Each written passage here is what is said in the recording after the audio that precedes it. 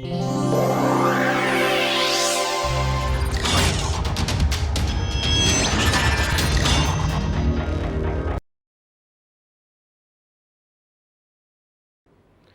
let me repeat this point about Lyapunov stability and the theorems in the simplest form in which we looked at it yesterday, the last time. If this is a critical point, say the origin is a critical point of a system and you have some neighborhood of this origin, and I would like to understand the stability or otherwise of the system in this neighborhood, then the statement was, for the dynamical system given by x dot equal to f of x, one constructs or considers or pulls out of the hat an auxiliary function v of x called the Lyapunov function, which has the following properties, and the properties are: if v of x is such that v of 0 is 0 and v of x is greater than 0, not equal to 0 anywhere, but strictly positive for all x not equal to 0 in this neighborhood. So let us call this neighborhood U. Then v of x is a positive definite function. If it is less than 0 for all x not equal to 0 in U, it is a negative definite function. If it is greater than or equal to 0, you can find other zeros in the neighborhood U, then it is semi definite, and if it is less than or equal to 0 and you can find other zeros, then it is negative semi definite. With these statements, with these definitions, the statements we made were the following.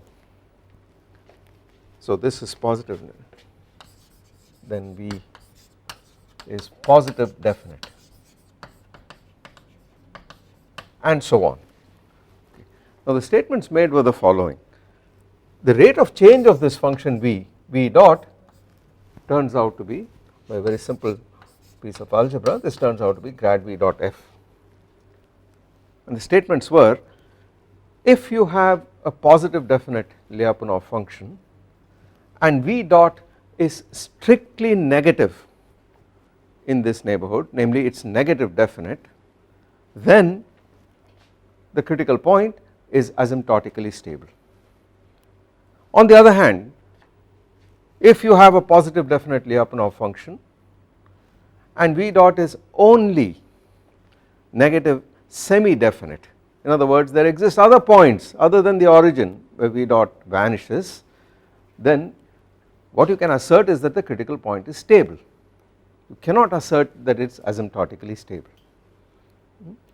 And if you have a positive definite v and v dot happens to be positive also, then it is unstable, or if v is negative definite and v dot is negative, then it is unstable.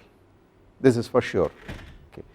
Now in the examples we looked at, we came across one instance where in the neighborhood of the origin for a positive definite Lyapunov function, we discovered that in the presence of damping v dot was minus gamma y squared, where gamma was the damping coefficient, and I commented that this only enables us to deduce that this particular critical point at the origin is not necessarily asymptotically stable but merely stable, because we know that minus gamma y squared vanishes everywhere on the x axis.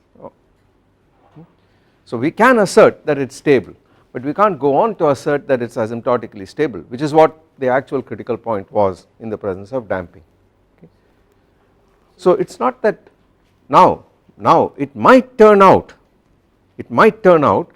that you have a better Lyapunov function, not the one that we chose but a better Lyapunov function which is positive definite, for which you can show that v dot is actually negative definite, in which case you can assert that this is asymptotically stable as well.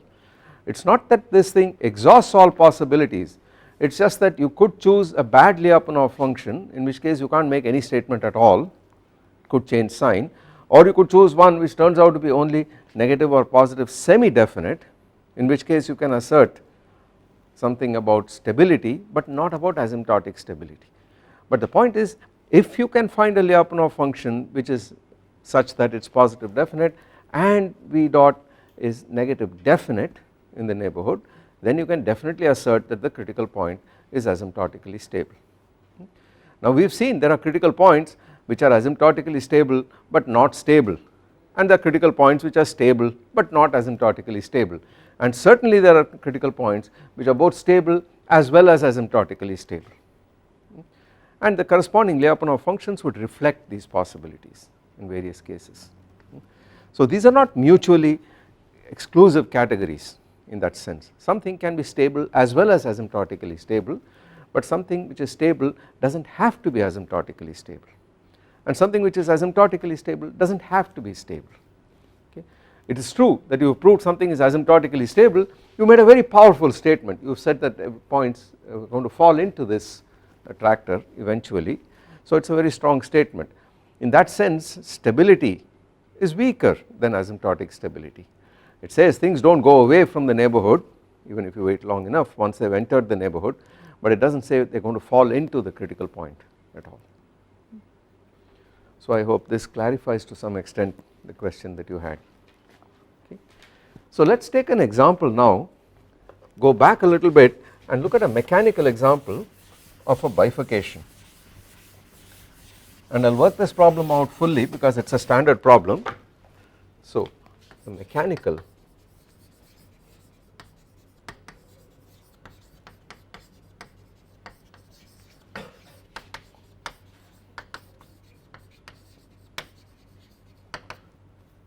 we will see there is a bifurcation, and I am going to ask you at the end what sort of bifurcation this system displays, and it is an extremely simple one, but it is an illustrative one because it says something about Lagrangian mechanics as well, which we have not really discussed in detail in this course at all, but this would give us an opportunity to kind of recapitulate our ideas about Lagrangian mechanics. It is the following problem.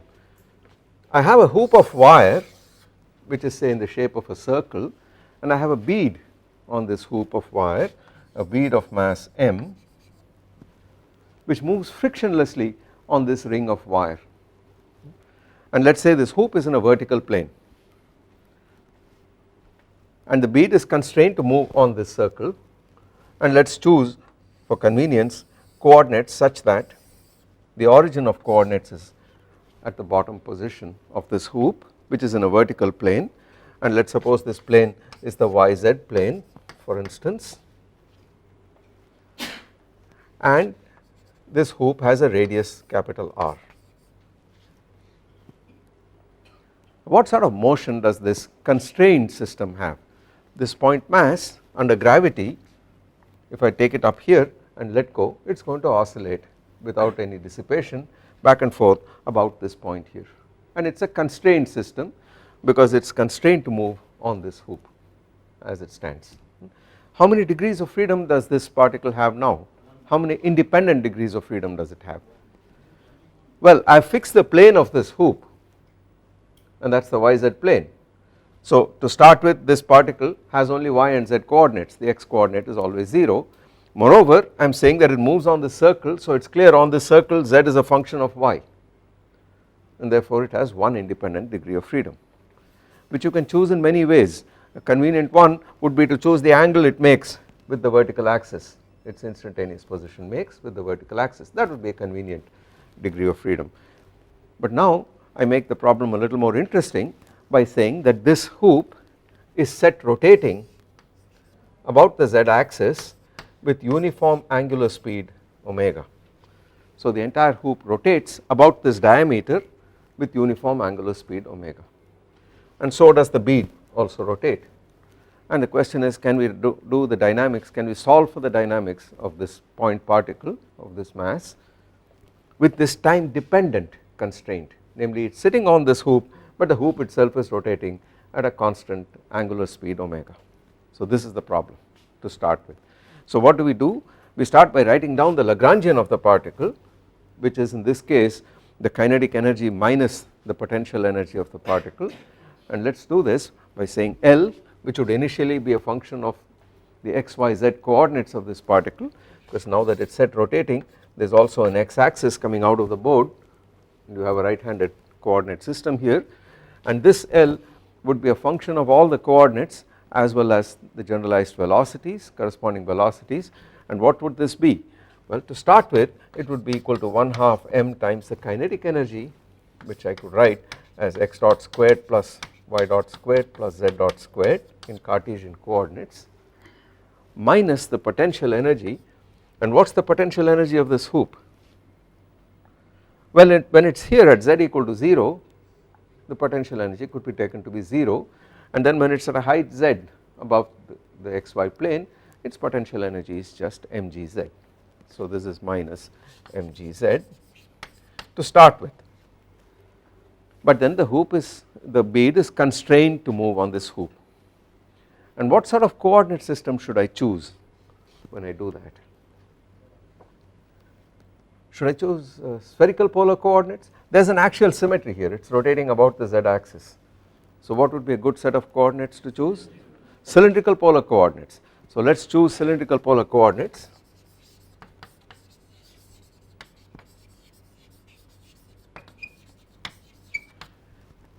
And what are these coordinates? Well, the radial distance, the axial distance of this particle from the z axis, which is equal to the square of that distance is x squared plus y squared, that would be one of them. So let us choose rho there.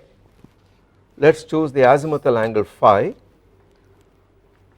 So x is rho cos phi and y is rho sin phi, they are plane polar coordinates in the xy plane, and of course z itself.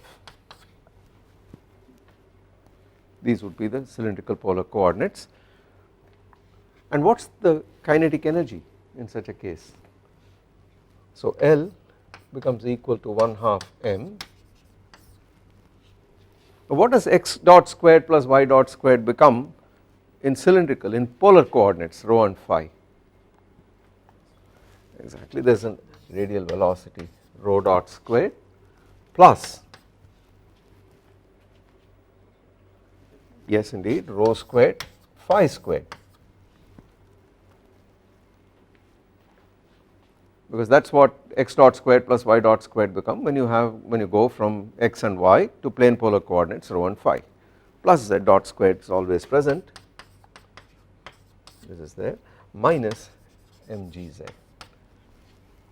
This is what the Lagrangian would be, but now we have to impose the constraint that z is a function of the other coordinates, because it has to remain on the circle, and we need an equation for this circle itself at any instant of time. Now what is the equation to this circle? The circle has a center at z equal to r and rho equal to 0,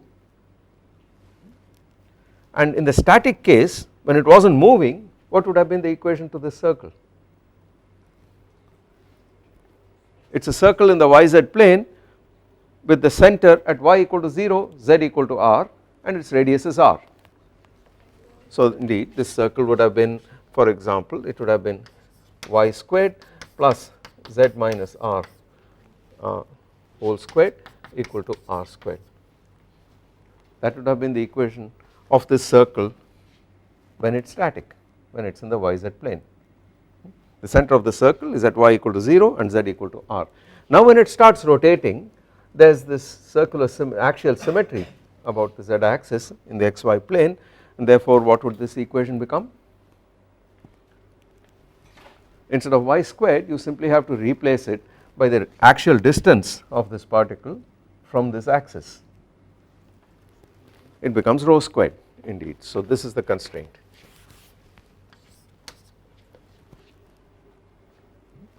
Therefore if you solve for z, it says z minus r whole squared equal to r squared minus rho squared, or z equal to r plus or minus square root of r squared minus rho squared. Which root should I choose? There are two roots for z, and what do they correspond to here? Yeah, if you fix a value of the other coordinate, you could either be here or here, and we are interested in oscillations about this point here, so we choose the plus root or the minus root? We choose the minus root. So this is the root we choose, that is the physical root out there. because it says when rho is 0 this is 0, z is 0, it is sitting here. So let us get rid of this plus and write minus for the branch we are interested in. And now we are ready to eliminate out here. This is phi dot squared, by the way, this got to have dimensions of angular velocity squared. So that is the kinetic energy term, and when I rotate it, then what does phi become, what does phi dot become? If I rotate it at constant angular speed omega, phi dot is omega itself, and phi dot is identically equal to omega. That's clear. Therefore, we are now ready to write our Lagrangian down, but we need to use this in order to eliminate z dot from the problem and z altogether. So if z is this, then it implies that z dot is equal to minus 1 over twice square root of r squared minus rho squared. It's rho that changes with time, r is a constant, and I am differentiating this with respect to time, so you differentiate this and then you differentiate minus rho squared, which is equal to minus 2 rho dot in this fashion. So that gives us equal to rho dot divided by square root of r squared minus rho squared. We can put all that in here and we finally have our Lagrangian, which is a function of rho and rho dot alone, just the radial coordinate rho and its corresponding generalized velocity rho dot, and this becomes equal to 1/2 m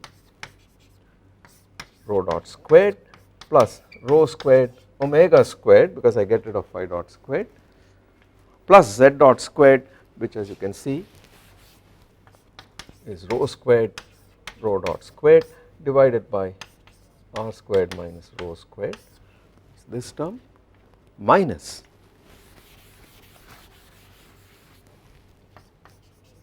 mg times z, which is mgr, plus mg times square root of r squared minus rho squared.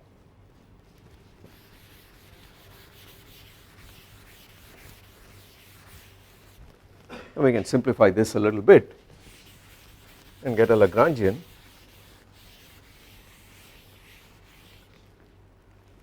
which is equal to 1/2 m. We combine these two terms here and it is clear that you get just mr squared rho dot squared divided by r squared minus rho squared out here, plus 1/2 m rho squared omega squared, that is this term, plus mg square root of r squared minus rho squared minus mgr. This is just a constant, an irrelevant constant. That is our Lagrangian with one degree of freedom, independent degree of freedom rho, and it is a function of rho and the corresponding velocity rho dot. The constraint has been taken into account automatically, and notice that in the so called kinetic energy term you have a coefficient which depends on the coordinate. This is typical of a constraint problem where you have eliminated the constraint and it has become a function. It is true that it is quadratic in the generalized velocity, but it has got a coefficient which depends on the coordinate itself here. And there is this extra term which has emerged which looks like part of the potential. What would this be due to physically? What is happening? What is that going to give us? This gives us the effect of the quote unquote centrifugal acceleration. That is exactly what it is, as you can see. Because it is a rotating coordinate, you end up automatically with a term which will give us this pseudo force once you write the equation of motion down. And that is one of the advantages of the Lagrangian formalism, where constraints can be taken into account easily and non-inertial forces are automatically included. It is emerged automatically once we wrote down what this thing was, the kinetic energy was. Now what is the equation of motion? We know that in a Lagrangian system of this kind, the equation of motion, if you have L as a function of q and q dot, then delta L over delta rho the partial derivative of L with respect to the coordinate is equal to d over dt delta L over delta rho dot. This is the Euler-Lagrange equation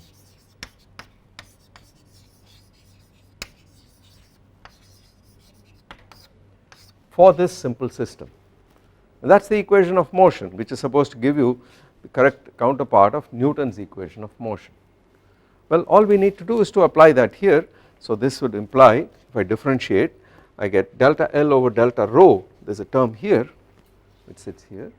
I differentiate this, you have to differentiate this, you have to differentiate this, and equate it to d over dt delta L by delta rho dot, which means twice or whatever rho dot divided by this, and you get the equation of motion. But we are interested in writing things down in the Hamiltonian framework, because we would like to write everything as first order equations in this case, and so we make a change from the Lagrangian to the Hamiltonian formalism. And if you recall, if you start with an L which is a function of q and q dot, then the way to go to the Hamiltonian formalism is to go from this function to a Hamiltonian which is a function of q and p by making the following transformation. You first define a generalized momentum which is delta L over delta q, and that is the definition of the generalized momentum. Given a Lagrangian, the momentum conjugate to a particular coordinate q is the partial derivative of L with respect to q. And then once you have done that with respect to q dot, with respect to the velocity, then this Hamiltonian is equal to pq dot minus L, and it is a transformation which takes you from the Lagrangian to the Hamiltonian. However, you have to be careful that you invert this equation. This in general gives you p as a function of q and q dot, because L is a function of q and q dot. But in going to the Hamiltonian, which is a function of q and p, you must eliminate q dot, and you do that by solving this equation for q dot as a function of q and p. So this gives you p as a function of q and q dot. You must now write q dot as a function of p and q, substitute that here, and wherever q dot appears in L, substitute for q dot in terms of p and q, and you have a Hamiltonian, and you are guaranteed after that Hamilton's equations of motion. So this is the procedure for going to a Hamiltonian. Let us do that here, let us apply that here. So what we need to do is to first find the momentum conjugate to the generalized coordinate rho. I should really write p sub rho, it is a radial kind of momentum, but since there is only one degree of freedom, let me just call it p, and this is equal to delta L over delta rho dot. And what is that equal to? It says differentiate this pretending everything else is a constant except rho dot. The two cancels and you get mr squared rho dot divided by r squared minus rho squared. Please notice now that we are not turning out, it is not turning out that the momentum is some mass times the velocity, not at all. It is a function of the coordinates times the corresponding generalized velocity. This again is typical of a problem which involves constraints, but that is the definition of the canonical momentum conjugate to rho. Once you have this, of course you can invert this trivially in this case.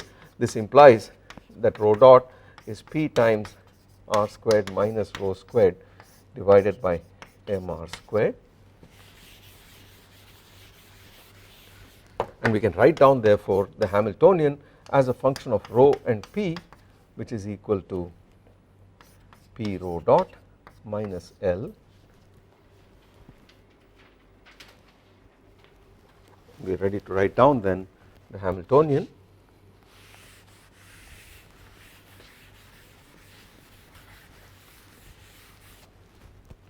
Therefore, h of p comma rho is equal to p times rho dot, and rho dot is given by this here. So it is p squared times r squared minus rho squared divided by mr squared minus the Lagrangian, but in the Lagrangian you must replace rho dot in favor of P, since it must be a function of rho and P alone. If you did that, you get P times rho dot squared.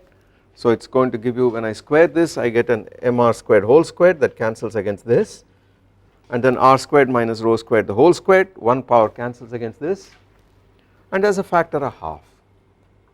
So it is clear we have 1 of this minus half of the same, and therefore it is just this. That takes care of the kinetic energy part, minus 1/2 m rho squared omega squared, that is this quantity, minus mg square root of r squared minus rho squared plus mgr. Okay. I hope you have kept track of all the minus signs, because if not we are going to get wrong answers. So let us see what happens.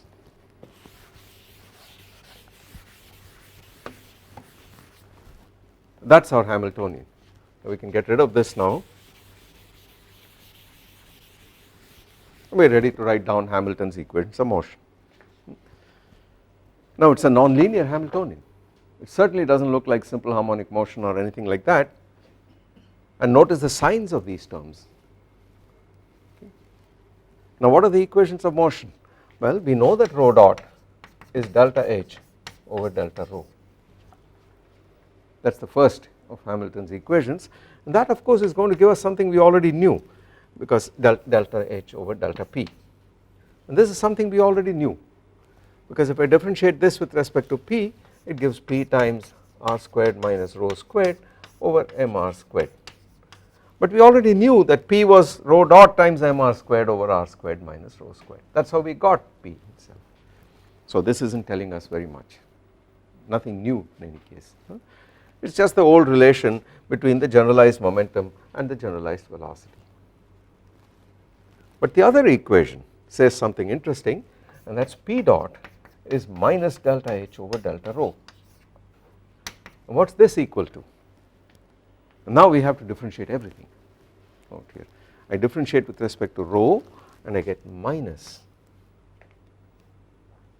P squared rho divided by mr squared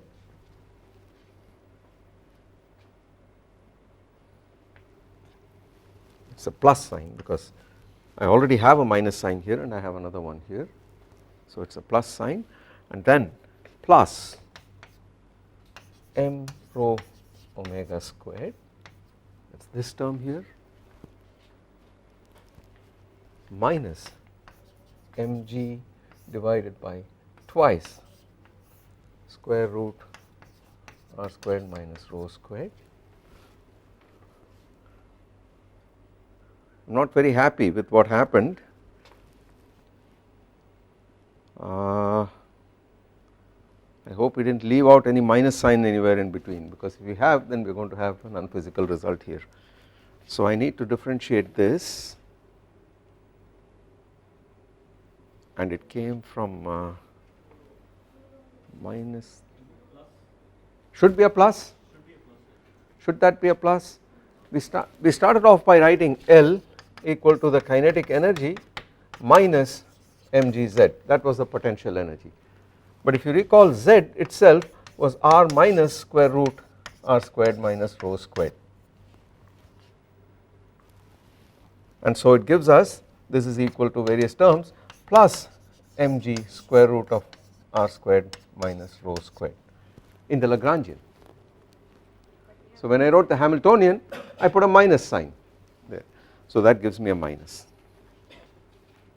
Similarly,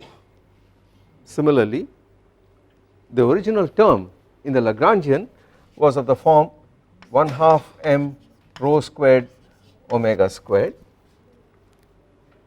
the phi dot squared term in the Lagrangian with a plus sign, and when we write a minus for the Hamiltonian, it is pq dot minus L, that too appears with a minus sign. So we are okay. All right. And now let us differentiate this. So we were in the middle of that, and then I need to differentiate it and change the sign. So there is a minus here and a minus here, both these things go away and you get a plus, and then I have to differentiate this with respect to rho. So that is equal to a minus twice rho, and therefore the 2 goes away and the minus turns up. And let us take the rho out of the bracket and the m as well, this fashion. So these are the two equations of motion. They are the Hamilton equations of motion. Again you see they are badly nonlinear equations, because you have all kinds of powers here, you have a cube here, and then you have a third power here, and then you have this 1 over the square root and so on. So it is really a nonlinear problem in this sense. Now the question is, where are the critical points of the system? They happen when the right hand side is equal to 0. Of course if you put r equal to rho, you end up with an infinity here. So the critical point would occur at p equal to 0, and let us write that down, p equal to 0, and certainly rho equal to 0 is a critical point, because if I put rho equal to 0, this vanishes and this vanishes as well, rho equal to 0. That is always a critical point. Now that corresponds to this point, the system at rest here, which we know is an equilibrium point. Whether it is stable or not, we do not know. Is there any other critical point in the system? So you said p equal to 0 and this term goes away, and you see this could vanish, this bracket here could vanish. Now when does that happen? So this would vanish provided omega squared minus g over r squared minus rho squared is 0, or omega squared was equal to this, or r squared minus rho squared is equal to g squared over omega 4, that is the root here, or rho squared is r squared minus g squared over omega to the power 4, provided this is positive, provided this quantity is positive, otherwise it is not going to happen, it is not a real root. What would this imply? When is this going to be positive? So another solution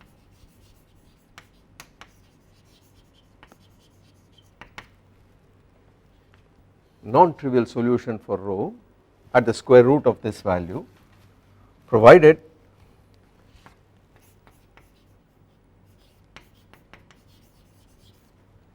r squared was greater than g squared over omega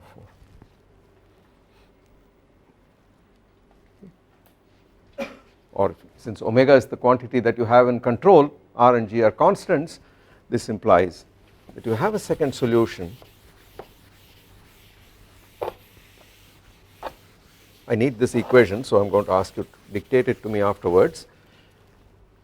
So you have another critical point, provided omega to the 4 is greater than g squared over r squared, or omega is greater than omega critical, which is equal to square root of g over r.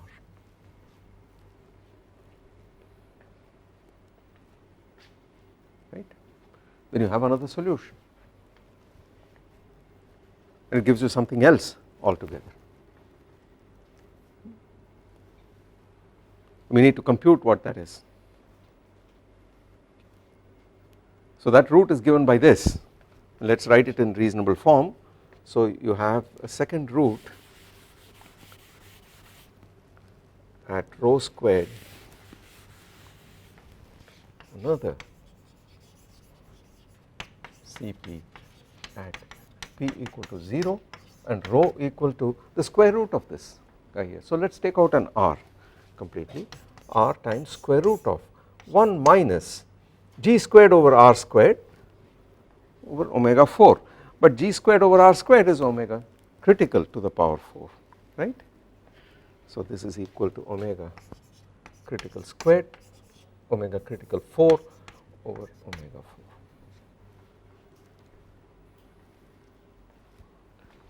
Omega c is some constant, it is square root of g over r.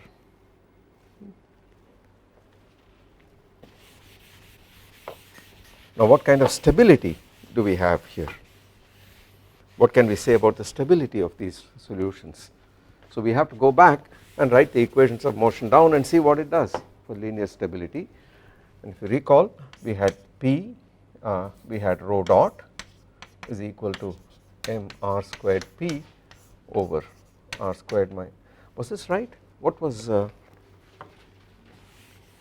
dot? P over m r squared.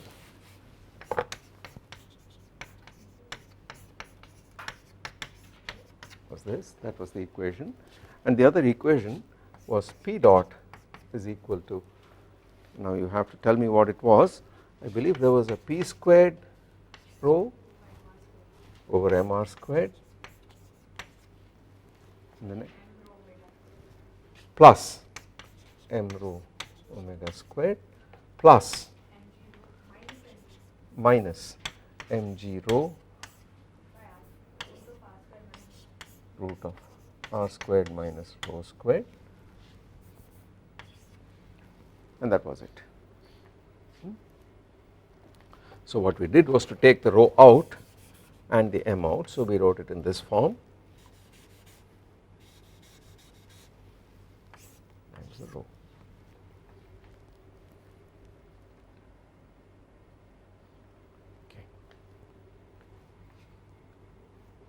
So you could rewrite this as in terms of rho over r, and the factor g over r you could write in terms of omega c, but anyway let us leave it in this fashion. So we have one critical point here and another one there, and let us look at the stability of these critical points. So let us linearize around rho equal to 0, p equal to 0. And then the equations of motion are rho dot is approximately equal to the r squared cancels, p over m, which is what you would expect, because you would expect very close to this for small oscillations. You would expect that rho dot is just p over m, or p is m rho dot as usual. The nonlinearity does not play a role there. And then this equation, this term is already third order. We are going to look at it near rho equal to 0. So this can be got rid of, and then what do you get? P dot is approximately equal to, so this can be dropped because it is second order in rho, this can be dropped because it has got third order terms, and then you have omega squared minus g over r times rho. But what is g over r? Omega c squared. So you have m times omega squared minus omega c squared times rho.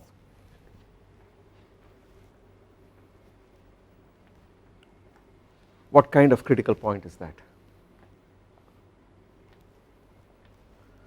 Well, the linearized matrix L is of the form 0, 1 over m, m times omega squared minus omega c squared, and then a 0 here.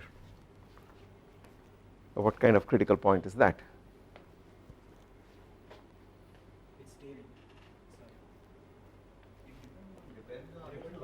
It depends on the value of omega, whether omega is greater than omega c or less than omega c. It depends on that completely. This determines now the stability at the origin.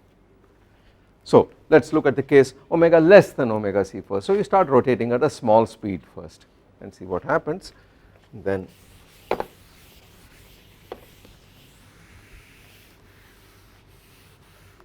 so I think we need to retain this. So let us do this. Therefore omega less than omega c, the eigenvalues of L are, well, what are the eigenvalues of this matrix? Omega is less than omega c. plus or minus root of omega squared minus omega c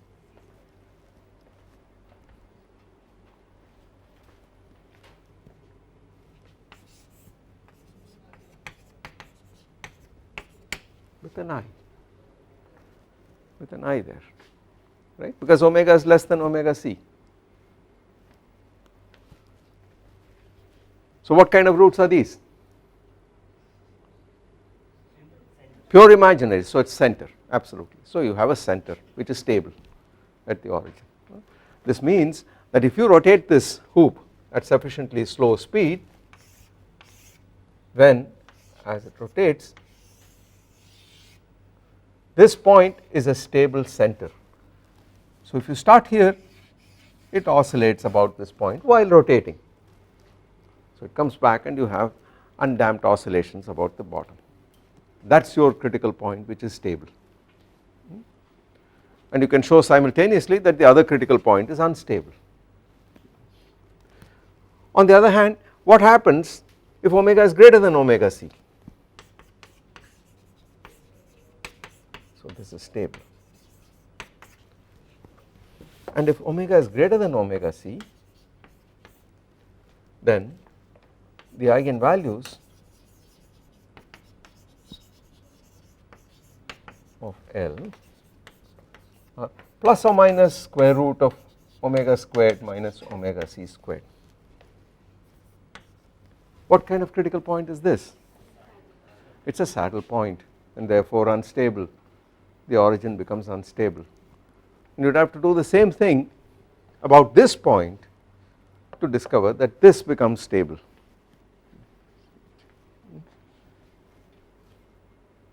So this implies, yes? If omega less than omega c, there should be no critical point. That second critical point does not exist. You are right. The second critical point does not exist at all if omega is less than omega c, because this is pure imaginary here. Absolutely right. Yeah. So it says wherever you are, it is going to oscillate about the bottommost position, and these are stable oscillations. On the other hand, the moment you have omega crossing the value omega c, the origin becomes unstable and a new stable critical point emerges. So this is going to help us find what kind of bifurcation this is, and this is the interesting question. But before we do that, let us see what happens. Let us draw this bifurcation diagram and see what happens. So here is the bifurcation diagram.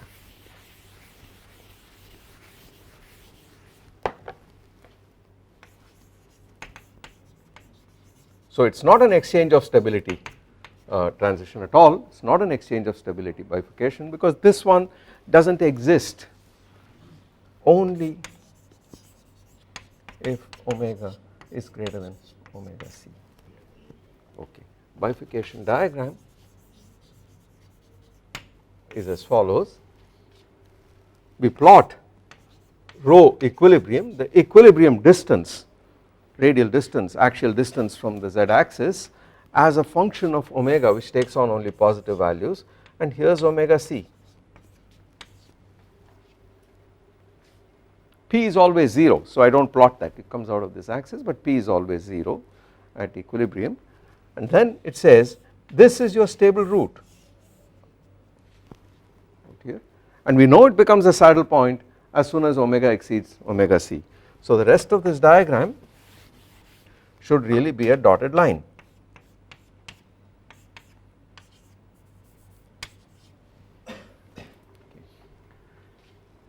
And the new root that comes out is this. What is the graph here? What kind of behavior does it have? At omega equal to omega c, it is 0, it is bifurcating out of this point, that is clear. What happens as omega tends to infinity? What happens to that equilibrium value of rho? It tends to r. So it is very clear physically that this is what is happening. It is clear that this hoop, as you rotate it faster and faster with some angular frequency omega, this is the furthest it can actually go. It cannot go beyond that, it is constrained to remain on this hoop. So once it zooms up to this point, it has to remain there. and this is a stable oscillatory point. So here if this is a equilibrium value, then if you displace the hoop about it as it is rotating, it would actually do this about this point. So it gets shot out a certain distance from the bottom. As long as you did not start exactly at this point, then of course it remains at that saddle point. It is an unstable equilibrium point, but a little bit of perturbation puts you away, and it zooms up, crawls up to this point and oscillates about this point. So this goes off and asymptotically hits the value r as omega becomes very large. Now what kind of behavior does it have at this threshold? Would the slope be infinite? Would the slope be finite? Would it do this? Would it do this? Or would it do this? What would it do? That is crucial to know. Yes, we need to know exactly what the behavior is like, and that is easily seen because you can see that this rho equilibrium is in fact equal to r times square root of omega 4 minus omega c4 divided by omega squared. Take it out of the square root, and near omega equal to omega c, it is clear you can write this as omega squared plus omega c squared times omega squared minus omega c squared, and near omega equal to omega c you can replace this with omega c, that with omega c, and you basically have this minus that, which in turn you could write as omega minus omega c times omega plus omega c, and this harmless factor you could write as twice omega c. So the whole thing goes like the square root of omega minus omega c. So what is the shape of the curve here? What is the slope?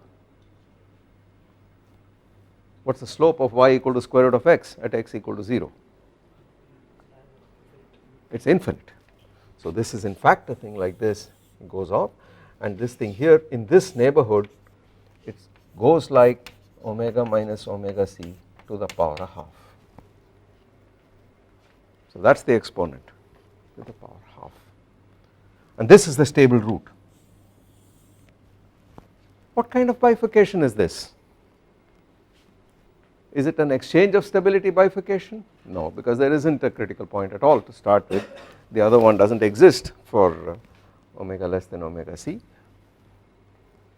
Is it a saddle node bifurcation? That means this pair, a stable unstable pair of critical point emerges as you cross the bifurcation value, but that is not true because you already had one here. So it is not saddle node, it is not exchange of stability, it must be a pitchfork bifurcation. But then a pitchfork bifurcation is one where a stable point bifurcates into an unstable point and a pair of stable equilibrium points. Where is the other pair one? Where is the other member of this pair? Pardon me? Why is it not physically realistic?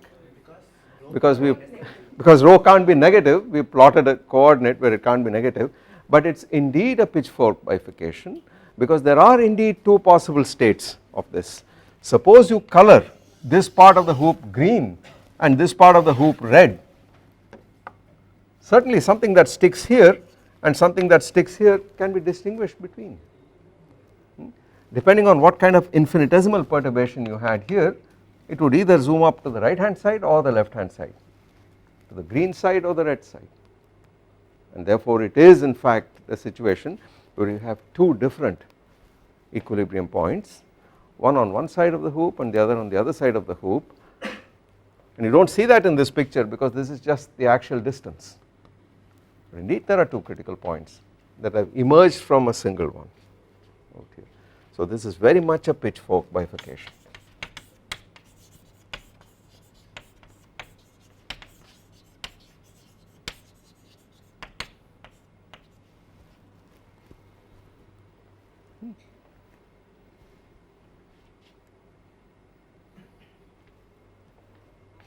You could use this to measure little g. If you measured everything else and you are sure that you do not have friction, you could use this actually to measure little g, because you could measure where the equilibrium point is and this will tell you directly in terms of r and g and omega c, it tells you g. So that is one possible thing. You could also put this in a bowl, in a spherical bowl, and rotate it, rotate the bowl, you would still have this problem. But this is the way a constrained mechanical problem is simplified when you use the Lagrangian framework, and its stability is easily analyzed when you use the Hamiltonian framework in this fashion here. You could now ask, what happens if I had different shapes? I do not necessarily have to have a circular hoop. So let us see what happens, and quickly see what happens if you have a slightly different shape of hoop.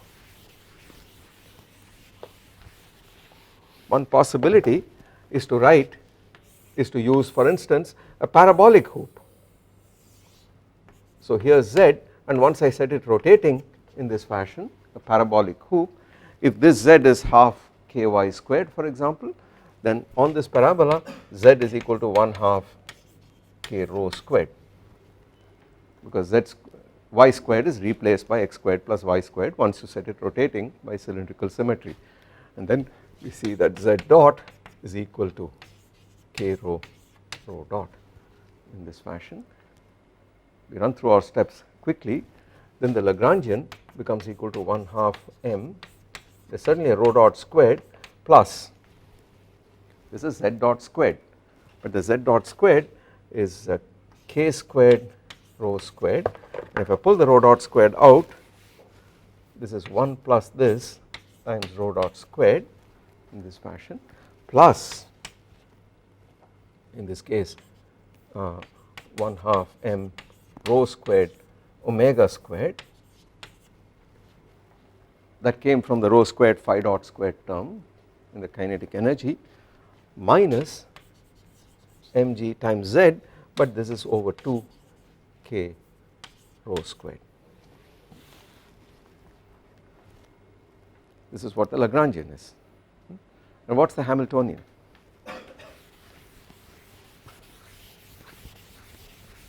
Well, to run through these steps quickly, the conjugate momentum P is delta L over delta rho dot, and that, if I differentiate here, is m times 1 plus k squared rho squared rho dot, or rho dot is P over m 1 plus k squared rho squared.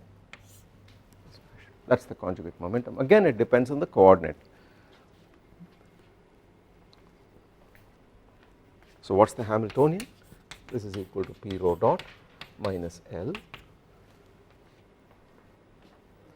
So P rho dot gives you P squared over m times 1 plus k squared rho squared here. That is the first portion.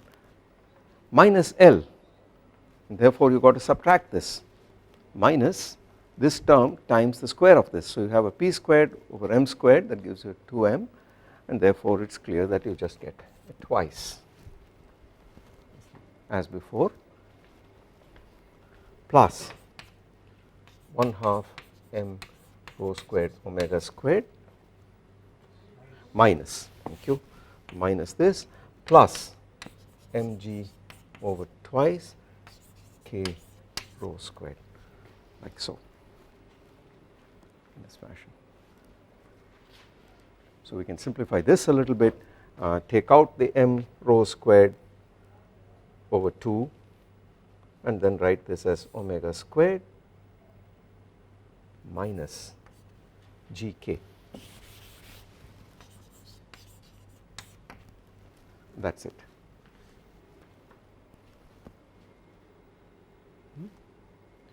And what are the equations of motion?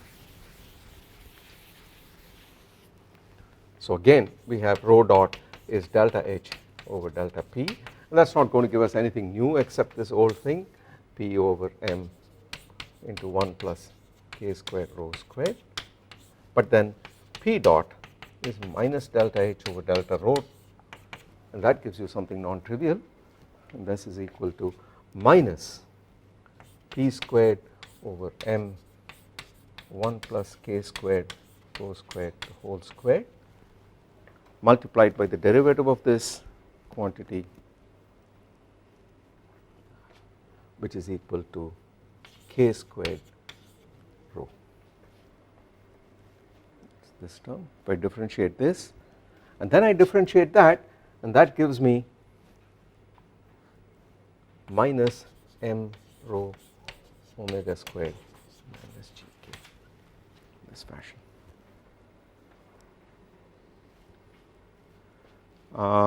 I need a minus out here if I differentiate, so this becomes a plus. What do you conclude? What kind of critical points do you have, and what's your conclusion? Do you have a bifurcation here at all? What happens now? Clearly p equal to 0, rho equal to 0 is a critical point. So the linear matrix about that point, so near.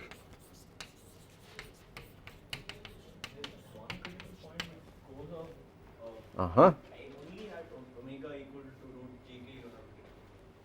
gk. So what happens?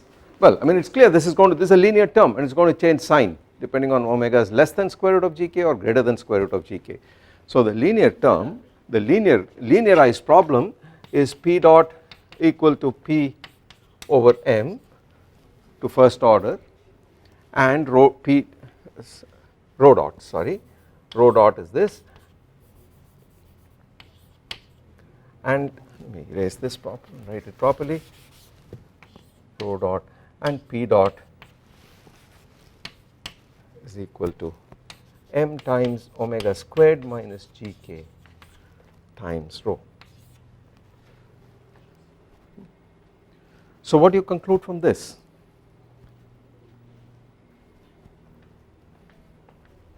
So L is 0, 1 over m times omega squared minus gk and a 0 here.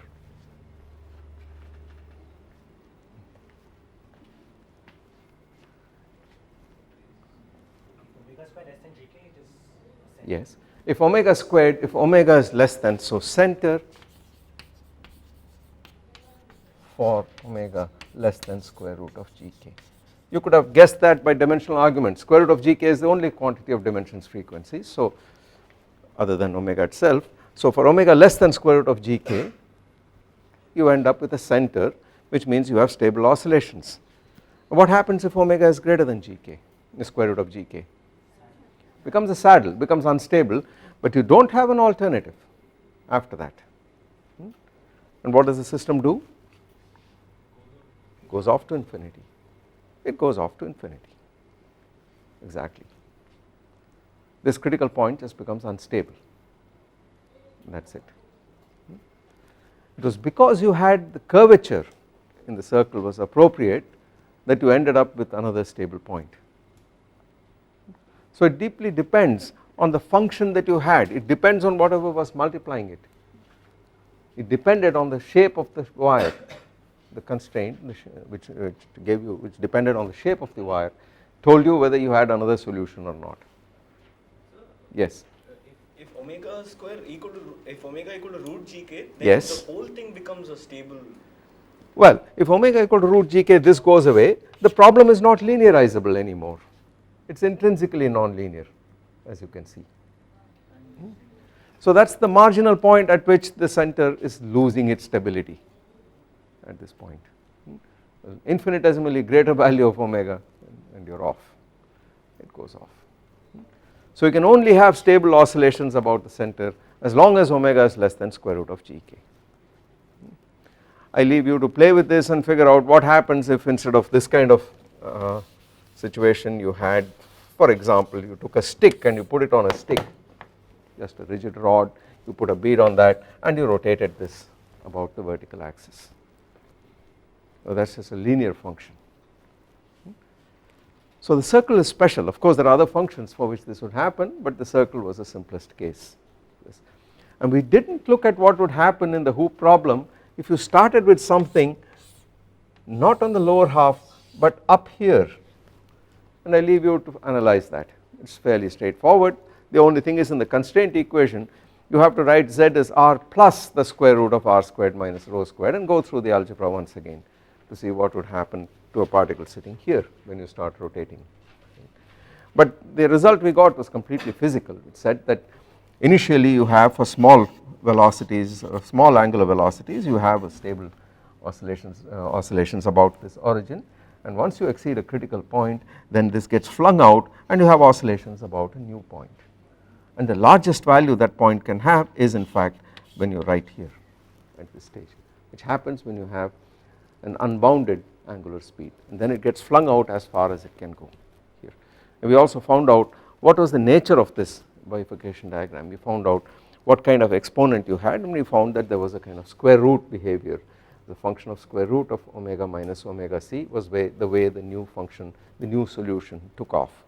So it is a fairly complete analysis, although we did not solve the equation of motion in general. That is complicated because a motion in general could be very complicated depending on the initial conditions, and you could translate it back to the original Cartesian coordinates, but there is not much percentage in doing that in this problem. It is obviously of interest to stay with the cylindrical coordinates that we had.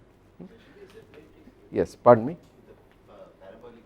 Yes, you have, yes, you now we did not draw the phase diagram because we did not really write down, we did not really draw the phase diagram at all because we did not write the solutions down, we just looked at what happens in the critical points and so on. But you are right, there is obviously a hyperbolic point at a certain stage, and then there would be separatrices coming out of it and so on. So I leave this as an exercise to try and generate this, but in practice, although because the expression is fairly complicated, it might be messy to do this, but you can do this numerically. You can write these solutions down, you can solve this. As we had Yes. separatrixes in the earlier cases, will you have a time period of GK? It is clear that once the critical point becomes unstable and it becomes a saddle point, then there is no question of oscillation. So absolutely, so things would diverge. Yes, we did not look at the time period of small oscillations about this point, we did not do that, we did not write down what would happen, but that is straightforward because for sufficiently close to the origin for small oscillations it was like a simple harmonic oscillator problem for which you can straight away write down the solution, you can write down the time period. Yes. Will you have like you had in previous cases a time period? Would it diverge? Yeah, presumably this would end up diverging, yes, because it becomes unstable beyond that point, but one should check this out explicitly. Okay. We did not do the large oscillations, we kept things very close to the origin and that was it, but now you make the amplitude larger and larger and then you begin to see what would happen in general. Your question is what happens to the actual time period of small oscillations itself in the linear problem.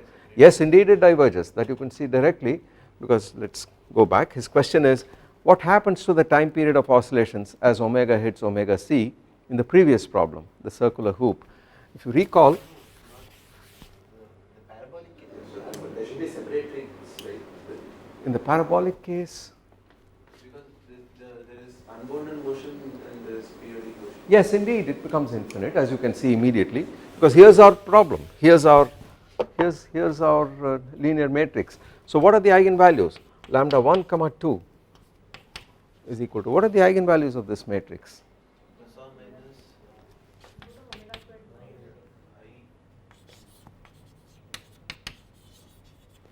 Right, yes, okay. Now we are going to look at small values of omega to start with, and therefore omega is less than the square root of this, in which case let us write it as I times square root of gk minus omega squared, and let us call omega c squared equal to gk, right, and therefore this is equal to plus or minus I times square root of omega c squared minus omega squared. Those are the eigenvalues, which means that the small oscillations will have e to the power plus or minus these eigenvalues multiplied by t, and the time period of oscillation t is therefore proportional to 1 over square root of omega c squared minus omega squared, which diverges as omega hits omega c. It is exactly his conjecture. So it is clear that as you hit this critical point the time period diverges, it is about to take off, and beyond that it becomes unstable. You could also have deduced this by looking at the shape of the potential. What does this correspond to? What kind of thing does this correspond to? When I put this in here and you have an equation which says rho dot is p over m and p dot approximately equal to, and let us write this as omega c squared and keep omega less than omega c squared, so minus m omega c squared minus omega squared times rho.